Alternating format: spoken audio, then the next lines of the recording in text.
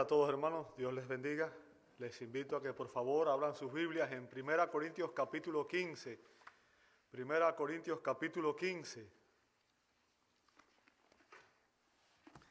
Y hoy vamos a empezar a ver los versos 50 al 57.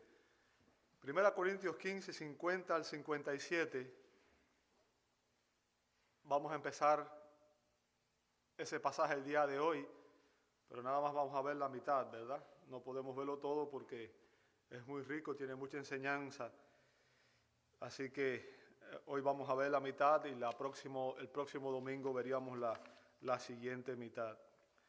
1 Corintios 15, 50 al 57 dice así la palabra de Dios. Esto digo, hermanos, que la carne y la sangre no pueden heredar el reino de Dios, ni lo que se corrompe hereda lo incorruptible. Así que les digo un misterio, no todos dormiremos, pero todos seremos transformados. En un momento, en un abrir y cerrar de ojos, a la trompeta final, pues la trompeta sonará y los muertos resucitarán incorruptibles y nosotros seremos transformados. Porque es necesario que esto corruptible se vista de incorrupción y esto mortal se vista de inmortalidad.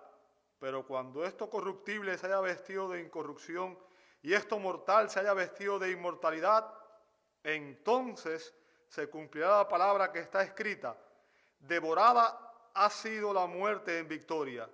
¿Dónde está, oh muerte, tu victoria? ¿Dónde, oh sepulcro, tu aguijón? El aguijón de la muerte es el pecado y el poder del pecado es la ley. Pero a Dios gracias, que nos da la victoria por medio de nuestro Señor Jesucristo. Por tanto, mis amados hermanos, estén firmes, constantes, abundando siempre en la obra del Señor, sabiendo que su trabajo en el Señor no es en vano. Señor, agradecemos esta palabra porque en ella hay promesas de esperanza para tu pueblo. Sabemos, Señor, que en Cristo hay vida eterna y sabemos que Él venció la muerte, el pecado, y que Él resucitó de los muertos para dar victoria y para justificarnos, Señor. Rogamos que en esta mañana, como pueblo tuyo, podamos venir a tu palabra, Señor, y que nuestras mentes sean iluminadas por tu Espíritu. Que tu Espíritu sea el Maestro que nos guíe a toda verdad. Y que, Señor, tú nos permitas entender esta preciosa enseñanza de tu palabra. Lo pedimos en el nombre que es sobre todo nombre, en el nombre de nuestro gran Dios y Salvador Jesucristo, y le damos gloria. Amén, amén y amén. Pueden tomar sus asientos. Muchas gracias a todos, hermanos.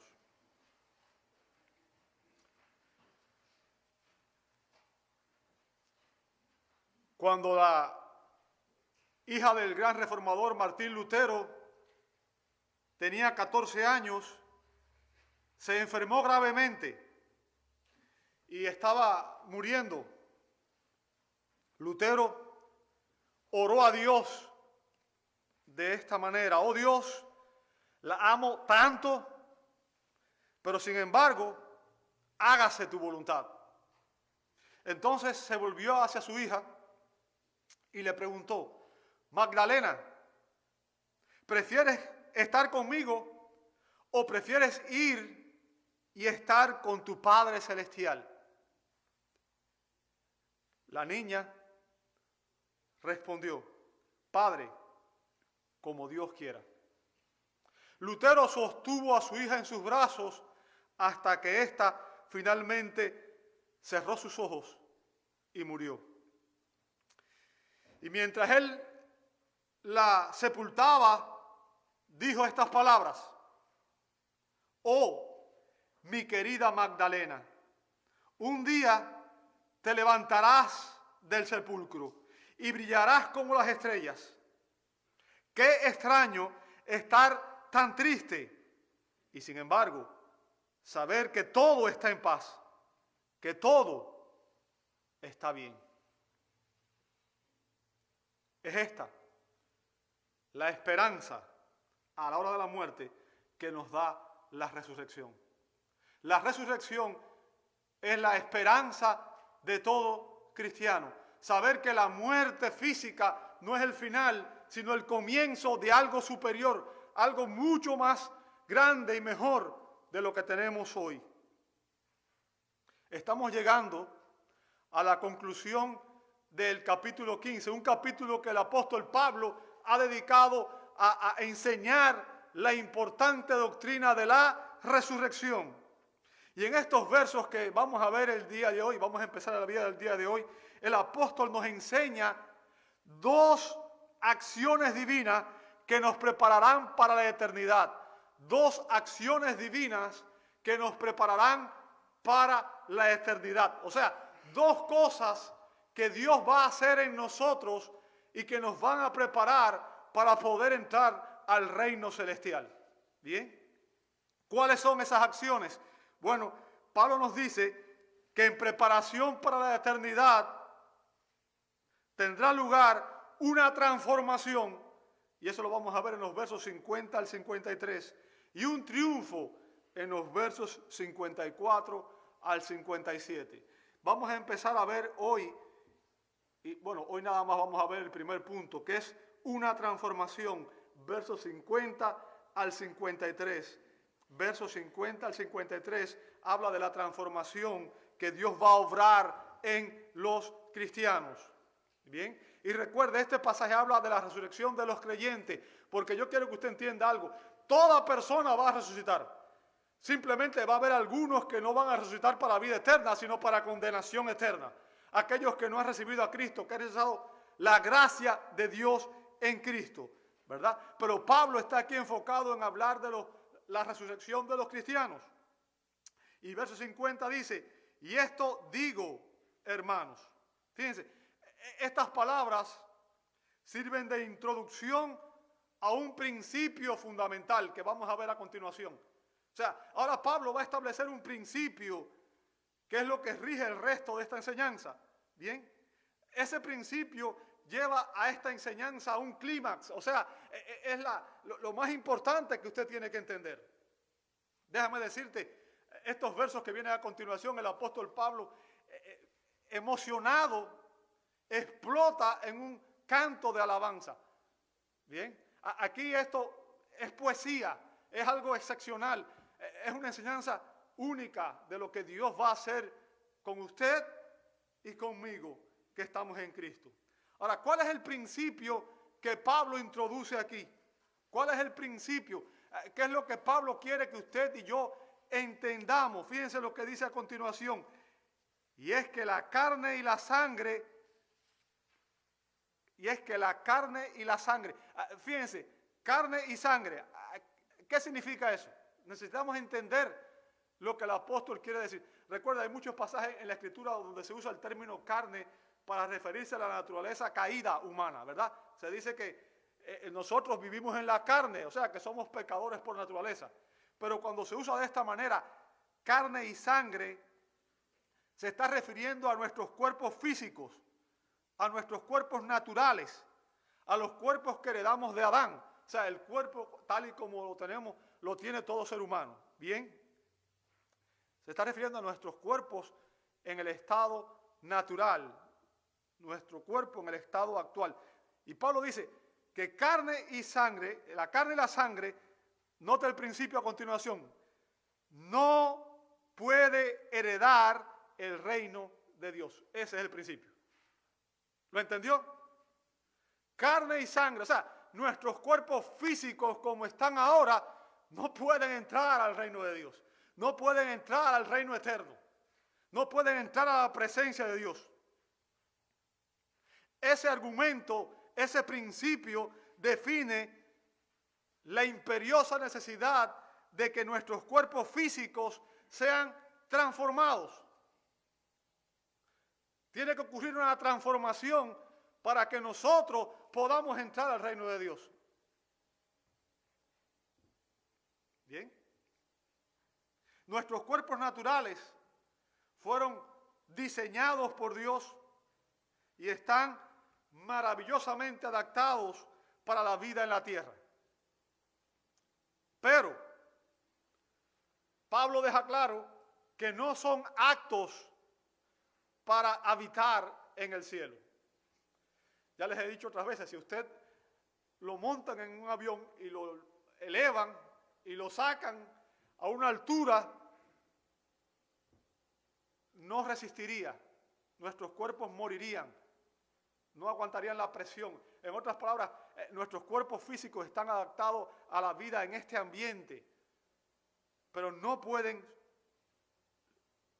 permanecer vivos fuera de él. Y Pablo está diciendo que para poder entrar al reino de Dios, estos cuerpos físicos necesitan una transformación radical. Ese es el principio que Pablo quiere dejar claro a los creyentes. ¿Ok? La expresión reino de Dios aquí se refiere al estado eterno. Se refiere obviamente a estar en el reino de Dios. Y Pablo dice a continuación, ni lo que se corrompe, o sea, literalmente ni la corrupción, hereda lo incorruptible. Fíjense, nuestros cuerpos son corruptibles, ¿sí o no? Desde que nacemos estamos muriendo. Bien, y Pablo dice que lo que se corrompe no puede heredar lo incorruptible. El punto aquí es que nuestra naturaleza actual, nuestra condición actual es perecedera, o sea, es temporal. Nosotros no viviremos en esta condición por siempre. Usted y yo vamos a morir algún día. ¿Bien? ¿Por qué? Porque tenemos una naturaleza que debido a que está contaminada por el pecado, Dios ha decretado la muerte por esa condición. Así que tenemos una naturaleza mortal. Esa es nuestra condición actual, perecedera. O sea, algún día vamos a morir.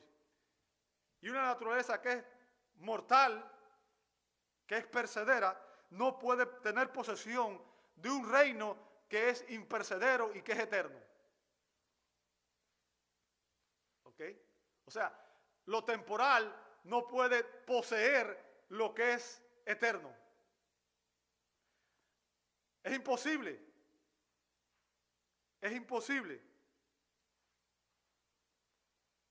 Para habitar en el reino de Dios se requiere un cuerpo que sea incorruptible, que sea inmortal y que esté totalmente controlado por el Espíritu.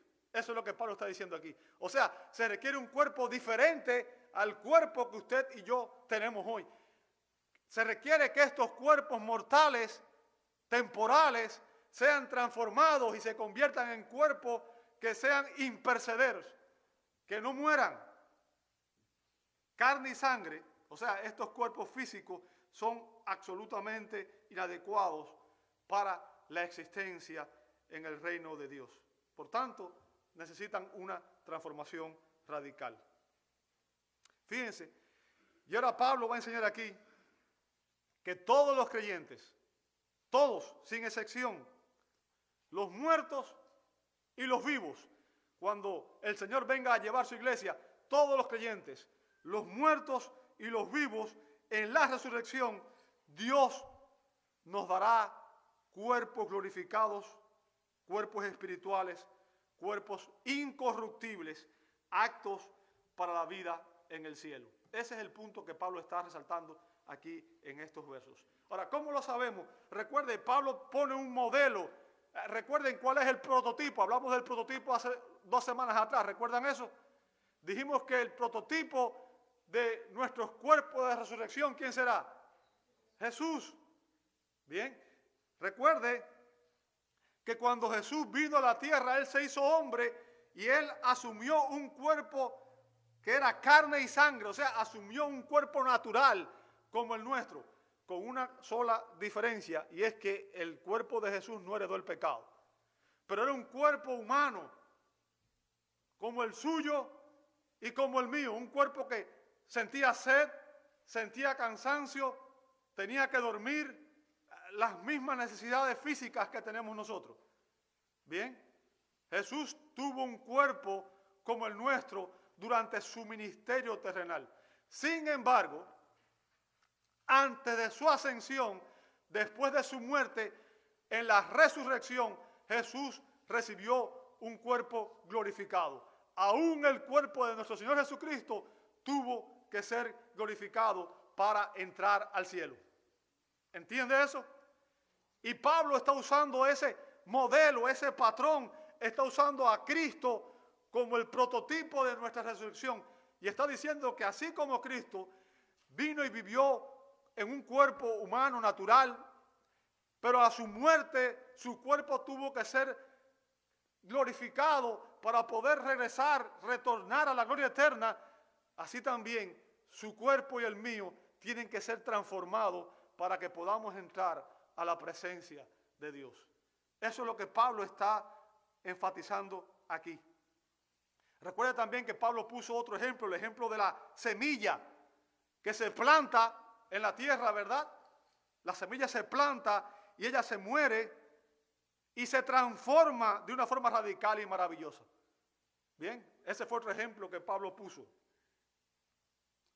Y lo que Pablo está diciendo ahí es que la muerte física se vuelve entonces como en similitud con la semilla, ¿verdad? Que brota en una nueva vida después de la resurrección. Fíjense, la principal enseñanza de esta analogía,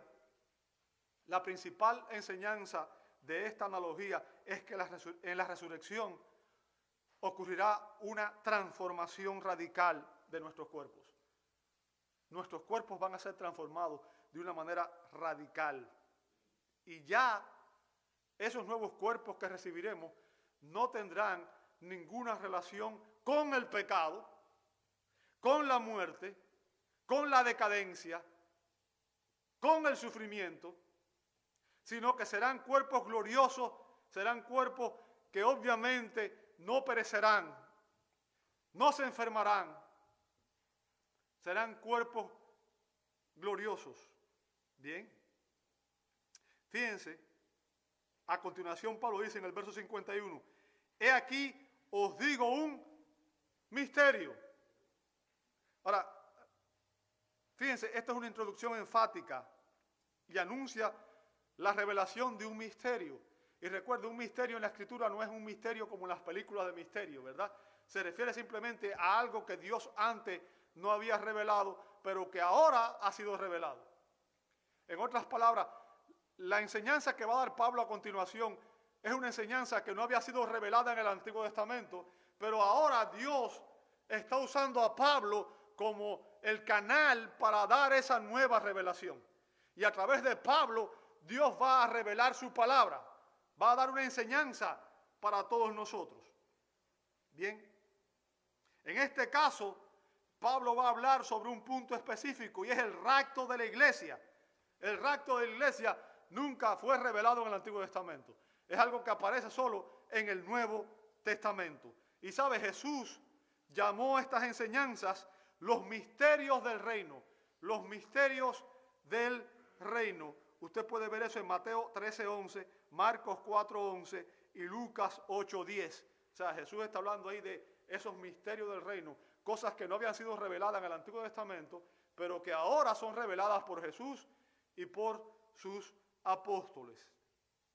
Y ahora aquí Pablo anticipa una pregunta. Fíjense, Pablo anticipa una pregunta. No sé cuál, bueno, a diferencia de los creyentes de Tesalónica, los creyentes de Tesalónica tenían una preocupación y era qué sucedería con sus familiares muertos cuando Cristo regresara por su iglesia.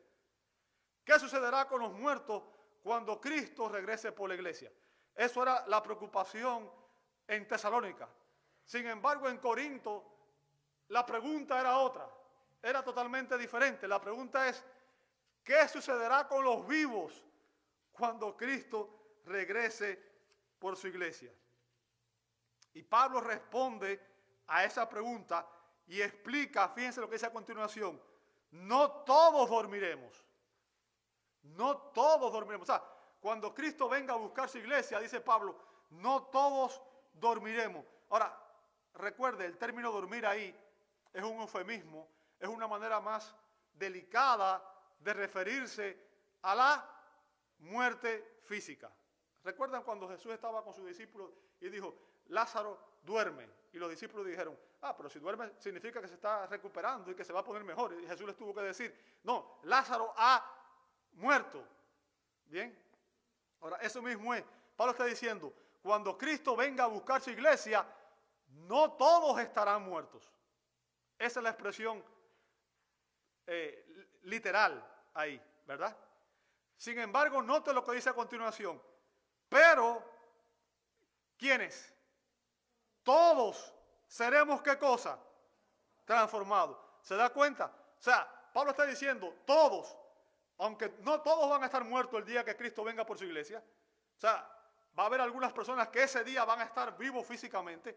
Dice, aunque no todos estemos muertos, sin embargo, todos, los muertos y los vivos, todos vamos a ser transformados.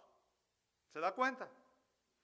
El apóstol les revela a los corintios que los cristianos que estén vivos, el día que Cristo venga a levantar, a arrebatar su iglesia, no tendrán que morir. No tendrán que morir. O sea, esos creyentes que estén vivos cuando Cristo venga a llevar su iglesia, no morirán, sino que sus cuerpos serán transformados de manera inmediata. No tendrán que pasar por la experiencia de la muerte física. Bien. Hablando de este pasaje, hablando de esta enseñanza, encontramos otro pasaje paralelo en que Pablo explica lo que sucederá con los creyentes el día que Cristo venga por su iglesia. Primera Tesalonicenses, capítulo 4, versos 14 al 17. Y fíjense, este es un texto precioso en el que Pablo da esta enseñanza a la iglesia. Si usted empieza a leer, Pablo comienza diciendo en ese texto, les decimos esto en palabra del Señor para que no os entristezcáis como los que no tienen esperanza. O sea, el punto de esta enseñanza es darle consuelo a los cristianos. ¿Consuelos por qué? Porque la muerte es nuestro peor enemigo. Y nos duele ver a un familiar cuando muere. ¿Sí o no? Y Pablo, Dios, inspira a Pablo para dar esta enseñanza, para dar consuelo a los creyentes. ¿Bien? A partir del verso 14 dice, fíjense, porque si creemos que Jesús murió y resucitó. Ahora, eso es importante. Fíjense, ¿de quiénes está hablando aquí? Aquellos que creen que Jesús murió y resucitó. ¿Y por qué esas dos palabras? Bueno, eso es un resumen del Evangelio. Jesús murió, ¿por qué? Por nuestros pecados. Todo aquel que cree que Jesús murió por sus pecados y recibe a Cristo por la fe, dice la Escritura que tiene vida eterna y es un hijo de Dios. Bien, Jesús murió por mis pecados, porque yo soy un pecador y nunca hubiera podido entrar al cielo por mis buenas obras, por mis méritos personales, porque soy bueno. Bien, entonces, el único bueno, que es Dios, se hizo hombre y murió en Cristo por mis pecados. ¿Ok? Y no solo Él murió, Él resucitó para mi justificación. Porque si Cristo no hubiera resucitado, significaría que Él no es quien dijo ser el Hijo de Dios. Significaría que Dios no se habría agradado de su sacrificio en la cruz del Calvario. Entonces Cristo murió por mis pecados y fue resucitado para mi justificación. O sea, para que yo fuera justificado ante el Padre. ¿Por qué? Por el sacrificio de Cristo. ¿Entiende eso? Por tanto, Pablo está hablando aquí a los creyentes, a los que han recibido a Cristo como su Señor y Salvador, aquellos que viven para Cristo, aquellos que honran a Cristo, aquellos que se someten a Cristo. Ahora dice, así también Dios traerá con Él, ¿quién es Él? Cristo. Dios traerá con Cristo a los que durmieron. ¿Quiénes son los que durmieron? Los que murieron. ¿Bien? En Jesús. O sea, todo aquel que se identificó con Jesús y tiene a Jesús como Señor y Salvador y que ha muerto, la Biblia dice que ausente del cuerpo, ¿qué cosa?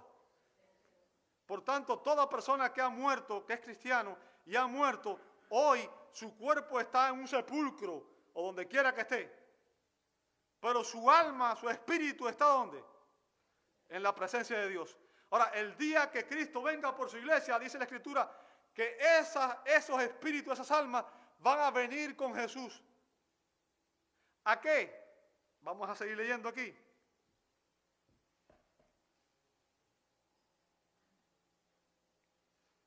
Verso 15. Por lo cual os decimos esto en palabra del Señor, que nosotros los que estemos vivos, o sea, los cristianos que estén vivos en el arrebatamiento, y que permanezcamos hasta la venida del Señor, no precederemos a los que durmieron. En otras palabras, no serán los primeros en ser transformados. ¿Se da cuenta? ¿Quiénes son los primeros en ser transformados? Los que han muerto en Cristo. Bien. Verso 16. Pues el Señor mismo descenderá del cielo, con voz de mando, con voz del arcángel y con la trompeta de Dios. Ahora vea el verso 17. Perdón, verso 16 al final dice, y los muertos en Cristo, ¿qué cosa? Se levantarán primero. ¿Qué significa? Los primeros que van a recibir sus cuerpos glorificados, ¿quiénes van a ser? Los muertos en Cristo. Aquellos que están hoy en la presencia del Señor.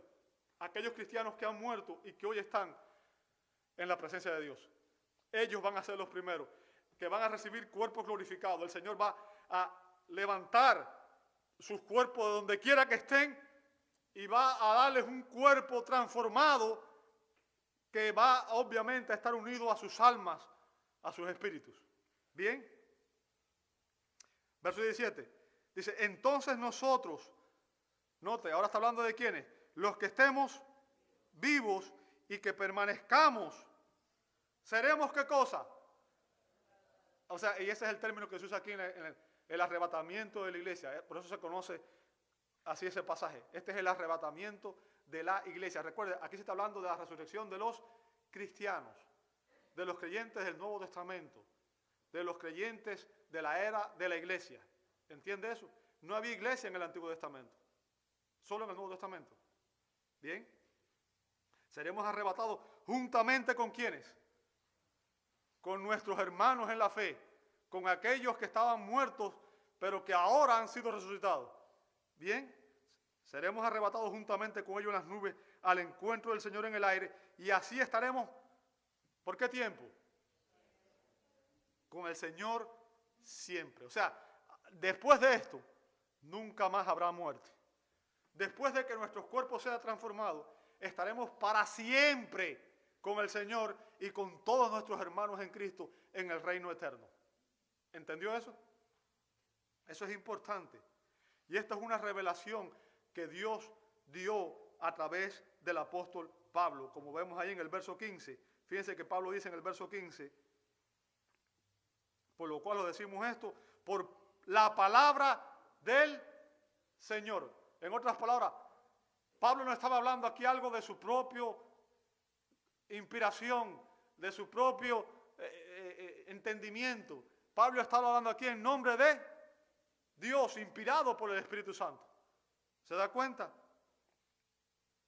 Pablo está diciendo que cuando ocurre el rapto de la iglesia, los muertos en Cristo, como vemos en el verso 16, cuyas almas están actualmente con el Señor, van a ser los primeros en recibir cuerpos glorificados en la resurrección. Y que los vivos también van a ser transformados de manera inmediata. O sea, en otras palabras, los vivos no tendrán que sufrir la muerte física. ¿Entendió eso? Sino que pasarán de este estado al estado, obviamente, de glorificación de una manera directa. ¿Bien? Todos los creyentes, todos los que estamos en Cristo, seremos transformados y recibiremos cuerpos glorificados. Eso es lo que también nos enseña Filipenses capítulo 3, versos 20 y 21. Filipenses 3, 20 y 21, dice así la palabra de Dios. Porque nuestra ciudadanía está ¿dónde? En los cielos. O sea, cuando una persona recibe a Cristo por la fe, aunque esté viviendo en esta tierra, su ciudadanía está en el cielo. ¿Por qué? Porque ahora es un hijo de Dios. Es parte de la familia de Dios. Y Dios habita en el cielo. Y allí está nuestra ciudadanía. Allí están nuestros hermanos en la fe, nuestra familia de fe. Nuestro Padre, nuestros hermanos. ¿Bien? Fíjense, de donde también ansiosamente esperamos a un Salvador, el Señor Jesucristo, Verso 21. El cual, ¿qué va a hacer? ¿Qué va a hacer él? Va a transformar. Fíjense lo que Dios tiene que hacer para que usted y yo podamos entrar al reino eterno. ¿Lo ve ahí? Él él transformará el cuerpo de nuestro estado de humillación. ¿A qué se refiere? Estos cuerpos pecaminosos, temporales, caídos, dañados por el pecado. Bien. O sea, la única manera en que usted y yo podemos entrar al cielo es que Dios transforme nuestros cuerpos. ¿Entendió eso?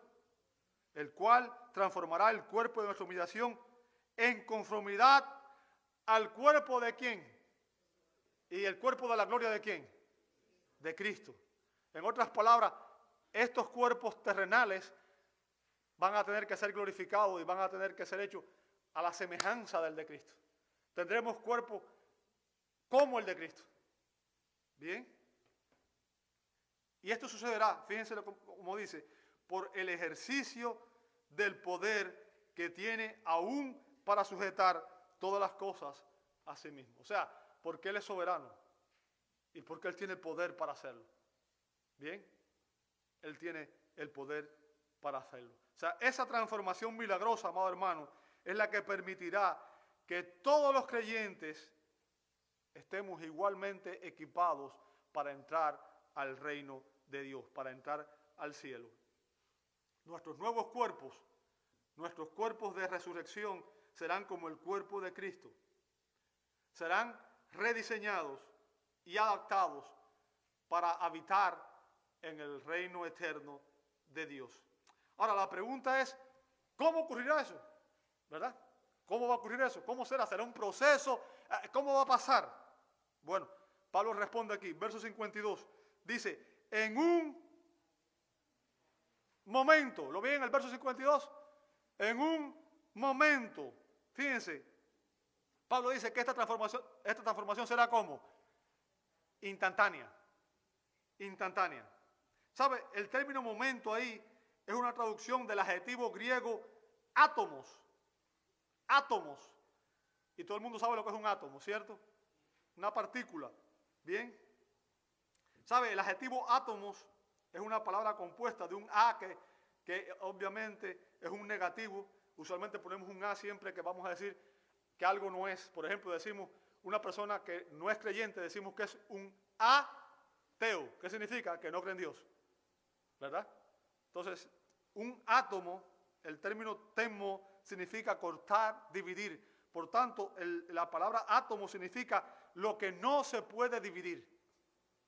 Lo que no se puede dividir. Ahora, obviamente, esa era la concepción en la cultura griega, ¿verdad? Hoy sabemos que el átomo está compuesto, tiene un núcleo, ¿verdad? Y está compuesto por protones, que son partículas positivas, y por neutrones, que son partículas sin carga, y que alrededor del núcleo hay electrones, que son partículas negativas. En fin, pero ese no es el punto. El punto que quiera que entienda aquí es que está diciendo que lo que va a ocurrir en un momento. ¿Bien? Ahora, yo quiero que usted entienda, estaba leyendo y mientras preparaba obviamente este mensaje, estuve leyendo muchos comentarios, muchas cosas, y leía acerca de un pastor que mencionaba cómo en la costa oeste, muchos ateos después de morir piden a sus familiares que sus cenizas sean esparcidas en algún río, en el océano o en cualquier otro lugar en el aire. Y que muchas veces lo que ellos están haciendo es desafiando a Dios a tratar de juntar nuevamente todos esos átomos. Como diciendo, tú no vas a poder hacer que mi cuerpo nuevamente pueda surgir.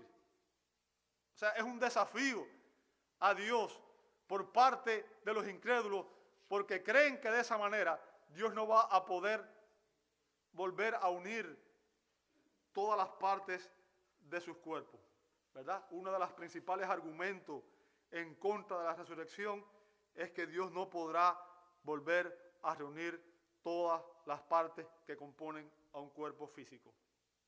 Bien, pero déjame decirte, la Biblia dice que Dios lo hará, que Dios lo hará.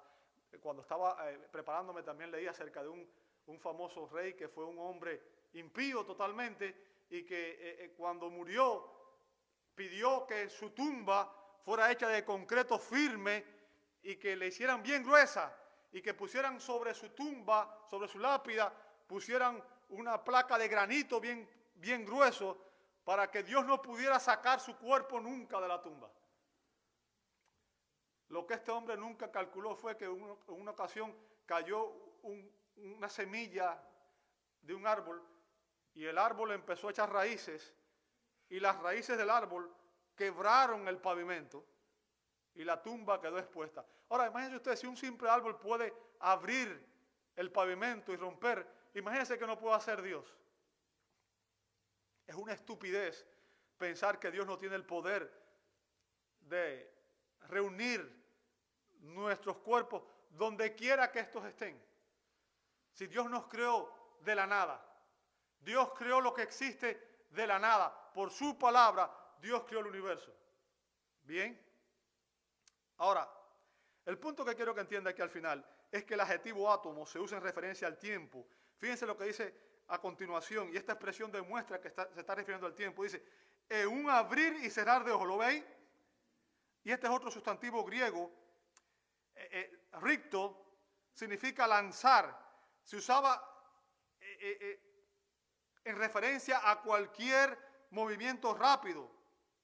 Por ejemplo, lanzar la jabalina. Bien. Pero en el verso se usa en relación con el parpadeo de los ojos. Se dice que el parpadeo de los ojos es el movimiento más rápido del cuerpo humano.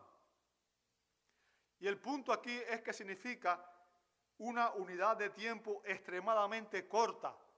Extremadamente corta. O sea, un destello, un instante, una unidad de tiempo que en la cultura griega se pensaba que no se podía dividir. Nuevamente, como dije, vivimos en otra época y hoy sabemos, obviamente, en la época moderna sabemos que el tiempo se puede dividir, ¿verdad?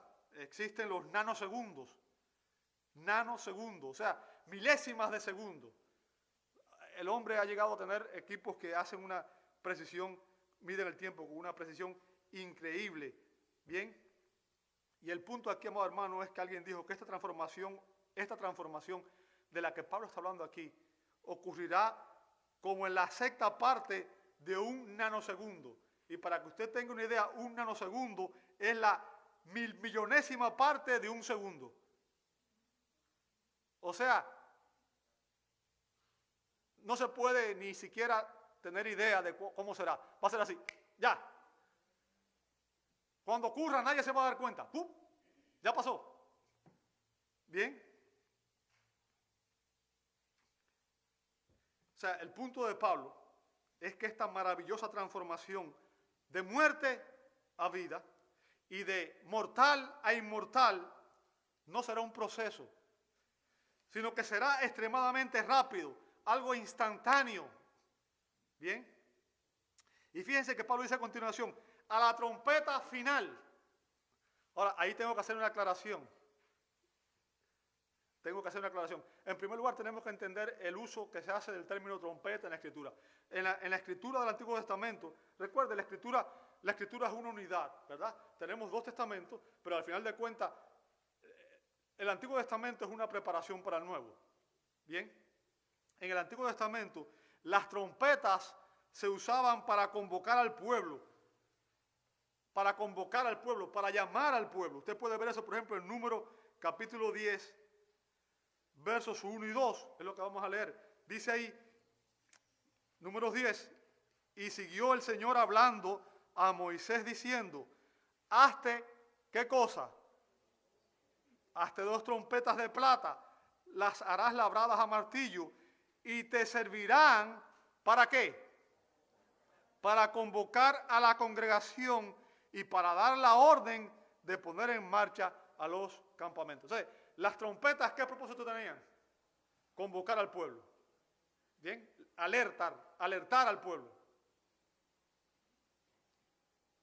Ahora, Pablo dice aquí la trompeta final, pero nosotros sabemos que esta trompeta no va a ser la última que va a sonar en la historia de la redención.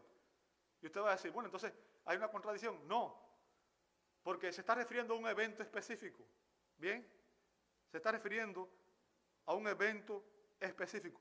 Por la Escritura sabemos en el libro de Apocalipsis que después de que la iglesia sea arrebatada, Dios va a traer juicio sobre los incrédulos en la humanidad. Y que dentro de esos juicios habrán 7 juicios que comenzarán con un toque de trompeta. Bien, usted puede ver eso en Apocalipsis, del capítulo 8, verso 1, a Apocalipsis capítulo 11, verso 19, se narran los juicios de las 7 trompetas. Y esos juicios están relacionados con los incrédulos, con aquellos que no están en Cristo, que obviamente cuando la iglesia sea arrebatada, ellos permanecerán en la tierra. Bien. Entonces, esta trompeta a la que Pablo se menciona aquí, se refiere aquí, está relacionada específicamente con el evento del rapto de la iglesia. ¿Entendió eso? Será la convocación de Dios a todo el pueblo de Dios, a toda la iglesia, para que ésta sea levantada y vaya al cielo. Ese es el punto del apóstol. O sea, este será el llamado de Dios a los cristianos, una santa convocación a todos aquellos que están en Cristo para que se preparen a ir al encuentro de Dios. Bien, dice a continuación el apóstol, pues la trompeta sonará, y vea la relación que tiene la trompeta, con quién es, y los muertos resucitarán incorruptibles, y nosotros seremos transformados. O sea, está hablando obviamente de los cristianos. Y los muertos resucitarán como incorruptibles, o sea, ya con cuerpos transformados, glorificados, cuerpos que no se corrompen, cuerpos que no mueren, cuerpos que no se enferman. Y nosotros, ¿quiénes somos nosotros? Fíjense, Pablo estaba hablando como si él esperaba que Cristo viniera hoy. ¿Entiende eso? Y digo esto porque muchas veces nosotros como cristianos pensamos, ¿cuándo será que Cristo vendrá? ¿O Cristo vendrá? Pero para Pablo, el que Cristo viniera por la iglesia era un evento que él esperaba ya. Dice, y nosotros seremos ¿qué cosa? Transformados, ¿ve ahí? O sea, nosotros ¿quiénes? Los que estén vivos el día que Cristo regrese. ¿Entiende eso? Fíjense, Pablo reitera aquí que los cristianos, tanto muertos como vivos, serán transformados y que recibiremos cuerpos incorruptibles, inmortales, para que podamos entrar al reino de Dios. Ahora, ¿por qué razón? Verso 53 nos dice, ¿por qué razón? Porque es necesario que esto corruptible se vista de incorrupción y esto mortal se vista de inmortalidad. O sea, es una necesidad. Se necesita esa transformación para que podamos entrar al reino eterno. Bien. Un cuerpo contaminado por el pecado y sujeto a corrupción, a decadencia y a muerte, no puede vivir eternamente. No puede. Lo temporal no puede poseer lo que no tiene tiempo, lo eterno. ¿Sabe que la Biblia nos dice que Dios ha preparado una herencia para nosotros? Primera de Pedro 1:4. Primera de Pedro 1:4. No sé si usted sabía esto, pero si usted es cristiano, usted tiene una herencia. Una herencia de parte de Dios para usted. No sé cuánto les agrada esto, pero esto es una buena noticia, ¿cierto? Nadie me ha dejado ninguna herencia a mí todavía. Y no creo que nadie me deje nada. Pero qué bueno que mi Padre Celestial sí me tiene una herencia, ¿verdad? Y esa es la más importante. Y es la que realmente me interesa. Las demás no me interesan mucho, porque de todos modos, cualquier cosa que nos dejen en esta tierra la vamos a dejar atrás, ¿verdad? No podremos llevarnos nada de esta tierra. Pero note aquí la herencia. Dice, será una herencia incorruptible. ¿Lo vio ahí? Inmaculada. Y que no se marchitará. ¿Reservada dónde? En los cielos. ¿Para quién? Para vosotros. Fíjense, Dios ha planeado una herencia celestial para los cristianos. Una herencia. ¿Usted nunca ha pensado alguna vez en esto? Dios preparó una herencia para usted y para mí. ¿Por qué? No las merecíamos. Al contrario, ¿verdad? Fíjense que Pedro usó aquí 3 palabras para describir la permanencia de esa herencia. Fíjense que es incorruptible, no se puede corromper, es inmaculada, no se puede manchar. Y dice, y no se marchitará, o sea, no morirá, no se destruirá. Bien. Una herencia que no puede ser destruida por fuerzas hostiles. ¿Por qué? Porque es Dios quien la garantiza. Por tanto, nadie puede robarnos esa herencia. Nadie puede quitarnos esa herencia. Nadie puede destruir esa herencia. Tendremos vida eterna. Tendremos paz, gozo, perfección. Estaremos en la presencia de Dios y en la compañía de nuestro Señor Jesucristo. Y seremos recompensados por nuestra fidelidad en el servicio. Cada vez que usted use el don que Dios le ha dado a usted como cristiano para la gloria de Dios, Dios va a recompensar su servicio. Bien. Y dice aquí Pedro, que Dios la está guardando en el cielo para que sea nuestra posesión final y para que esa posesión esté segura. Recuerda, si Dios guarda algo, nadie puede quitarlo.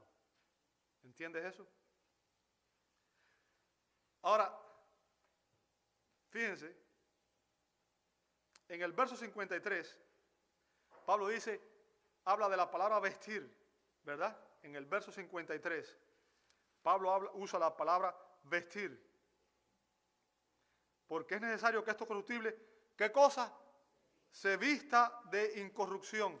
¿Lo ve ahí? Ahora, ¿a qué se refiere vestir? Es cuando nos ponemos ropa, ¿cierto? Uno se viste y se pone ropa para no estar desnudo. Ahora, en el contexto, obviamente no se está usando de manera literal, sino se está usando de manera metafórica.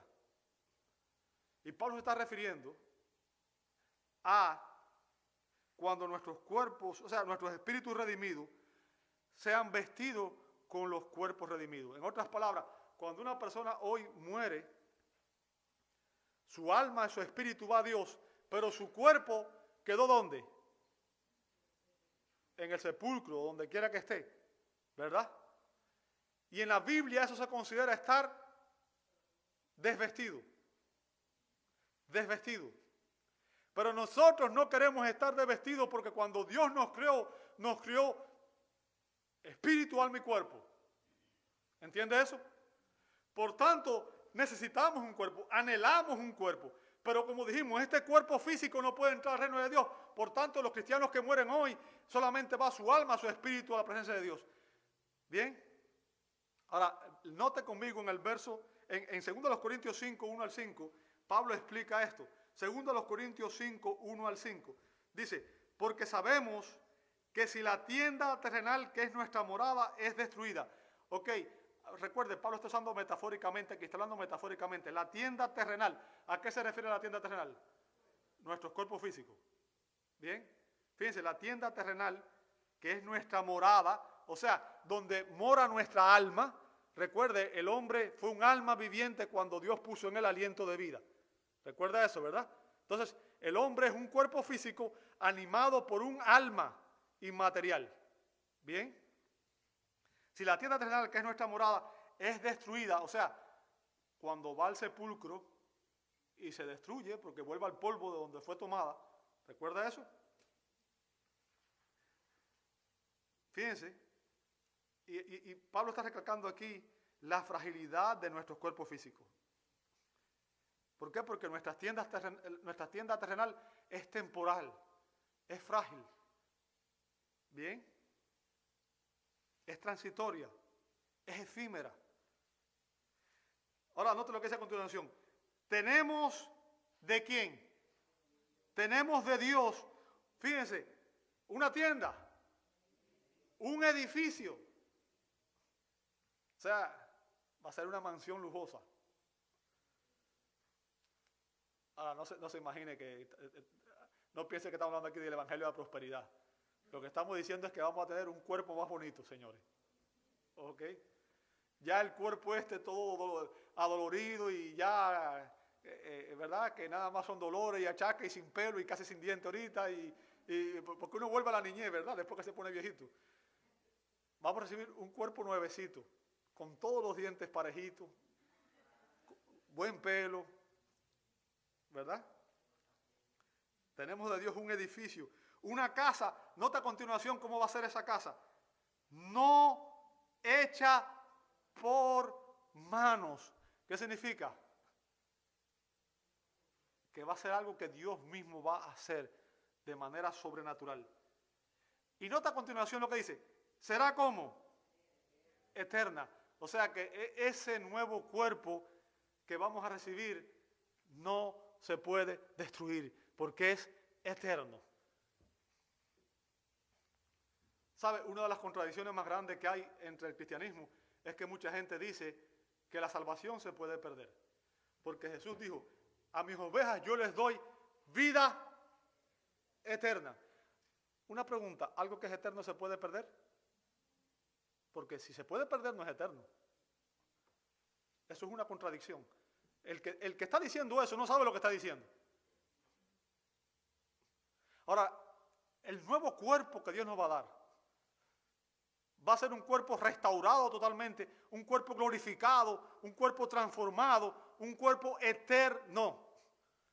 ¿Qué significa? No más dolor, no más sufrimiento, no más muerte, no más enfermedad, nada de lo que padecemos hoy. Y a los que están jóvenes, créanme, no se rían de los viejitos porque algún día llegarán a viejos y también ustedes van a sufrir. ¿Bien? Una casa no hecha por manos, eterna. ¿Dónde será esa mansión? Note que lo dice, en los cielos. Y fíjense lo que Pablo implica aquí es que recibiremos cuerpos totalmente transformados. Verso 2 dice, pues en verdad en esta morada gemimos anhelando ser, ¿qué cosa? Ser vestidos con nuestra habitación celestial. O sea, ya quisiéramos tener un cuerpo así, ¿sí o no? ¿Qué prefiere usted, este cuerpo o el cuerpo glorificado? Seguro, ¿verdad? Gemimos, dice Pablo, anhelamos ser vestidos con nuestra habitación celestial. Pero ¿sabe por qué? Porque Pablo no quería seguir lidiando con el pecado en su vida. ¿Bien? Y una vez vestidos, dice, no seremos hallados desnudos. No seremos hallados desnudos. Verso 4, porque asimismo los que estamos en esta tienda gemimos agobiados, pues no queremos ser desvestidos, sino vestidos, porque para que lo mortal sea, ¿qué cosa? Absorbido por la vida. O sea, para que lo mortal desaparezca y sea obviamente conquistado por la vida. Y el que nos preparó para esto mismo es Dios, quien nos dio, ¿qué cosa? El Espíritu, ¿por qué? Por garantía. ¿Qué significa? El punto que quiero que entiendas es que Dios dice, si tú tienes el Espíritu Santo, si tú eres creyente y tú tienes el Espíritu Santo, esa es la garantía de que vas a recibir un cuerpo transformado, glorificado, celestial. ¿Entendiste eso? Esa es la garantía que Dios pone en ti. ¿Qué significa? Es algo que Dios va a hacer. Dios no miente. Dios no es hombre para que mienta, ni hijo de hombre para que se arrepienta. La promesa que Él da, Él la cumple. Y el Espíritu Santo es la garantía de que Él nos va a dar esos cuerpos. ¿Bien? Y es por eso que Pablo anhelaba el día en que él recibiera ese cuerpo glorificado. Pablo expresó el deseo, tenía un deseo apasionado por librarse de su cuerpo terrenal. ¿Sabe por qué? Porque él no deseaba tener que seguir luchando con las tentaciones, con el pecado y las debilidades de la naturaleza humana caída. Por eso él expresó su deseo en Romanos 7:24. Él dijo, miserable de mí, ¿quién me librará de este cuerpo de muerte? O sea, Pablo anhelaba el día de su encuentro con el Señor. Pablo le dijo a los Filipenses 1:21-23, pues para mí el vivir es y el morir. O sea, a Pablo le importaba poco morirse.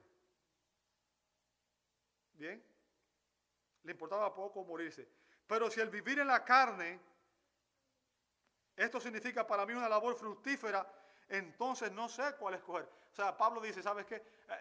Obviamente yo sé que estoy aquí con un propósito y es seguir llevando adelante el evangelio del reino y predicando el reino de Dios en esta tierra. Entonces no sé cuál escoger. Verso 23. Pues de ambos lados me siento apremiado, teniendo el deseo de partir y estar con Cristo, pues eso, note lo que dice Pablo, ¿eso es qué cosa? Es mucho mejor estar con Cristo. Es mucho mejor. ¿Qué significa? El cristiano no debe temer la muerte, porque la muerte es la que nos va a depositar en los brazos de Cristo. ¿Entendió eso? La muerte nos va a llevar a los brazos de Cristo. Y el propósito principal de Pablo al vivir era glorificar a Cristo. Y Pablo sabía que si él era martirizado, Cristo sería glorificado a través de su muerte. ¿Bien? Y que su muerte lo llevaría a su encuentro con el Salvador. Pablo sabía que la elección de vivir o morir en última instancia no era de él, que era del Señor. Y Pablo usa la palabra partir, y ese término se usa en referencia a una tienda, o sea, desarmar una tienda y comenzar un viaje. Y es la manera en que Pablo, metafórica, en que Pablo usa, se refiere a la muerte, ¿verdad? Y Pablo dice que él anhelaba el día en que él recibiera un cuerpo glorificado de parte de Dios.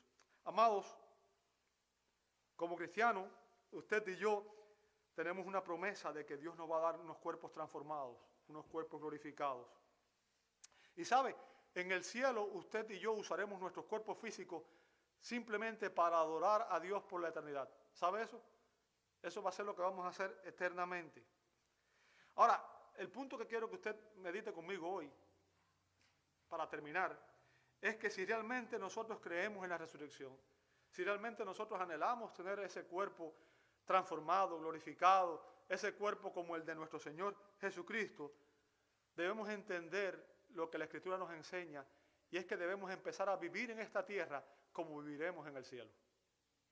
Debemos empezar a vivir hoy lo que vamos a hacer por la eternidad. Y deberíamos empezar a usar nuestros cuerpos físicos, nuestros cuerpos terrenales, hoy mismo, para la gloria de Dios. ¿Cómo? El apóstol Pablo dice en Romanos 12:1 que debemos presentarle a Dios, usted y yo debemos presentarle a Dios nuestros cuerpos como un sacrificio vivo y santo, aceptable a Dios, porque ese es nuestro culto racional. En otras palabras, tu vida y mi vida debe ser un culto constante a Dios cuando vivamos cada día para su gloria. Te invito a orar. Señor, te damos gracias porque tu palabra es muy clara. Y Señor, tu palabra nos enseña que tú transformarás nuestros cuerpos y nos darás cuerpos glorificados como el de Cristo.